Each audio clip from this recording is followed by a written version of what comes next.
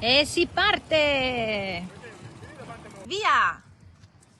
Una giornata di vacanza tutti assieme in sella alle bici. È quella che hanno potuto godere sul litorale di Bibione il piccolo Cesare con il fratellino Edoardo, mamma Federica e papà Alberto, lottici di Rubano.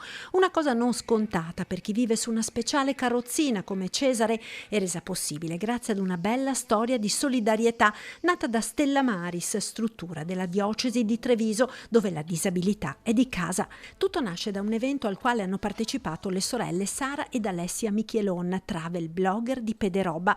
Per l'occasione è necessario trovare una bici che consenta ad Alessia di percorrere la ciclabile lungomare pur essendo in carrozzina, e una bici di quel tipo ce l'ha la cooperativa San Francesco di Tezze sul Brenta, che con i ragazzi del centro diurno era stata proprio qui in vacanza.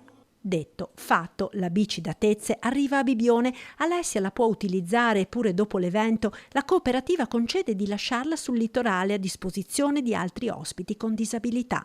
È proprio allora, mentre percorre il lungomare, che il papà del piccolo Cesare vede la speciale bici che consentirebbe anche alla sua famiglia di fare una gita tutti assieme. Chiama tutti i negozi di bici per capire chi sia il noleggiatore, non lo trova finché un gestore lo indirizza a Stella Maris. È così che il desiderio di questa famiglia diventa realtà e tutti e quattro possono trascorrere la giornata in sella alle bici percorrendo l'intera ciclabile ed arrivando con il passo a barca fino a Lignano. Una gioia per mamma e papà e di due fratellini. Il gioco di squadra di persone di cuore ha fatto vivere un'avventura speciale ad un bimbo speciale e alla sua famiglia.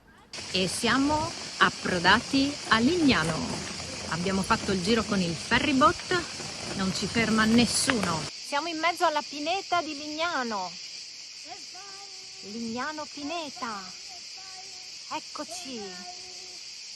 Io dovevo mettere le costole, mami! Bravo, stammi alle costole. Anche papà, aiuto, sta arrivando anche papà. Guarda, Ma la miseria! si supera.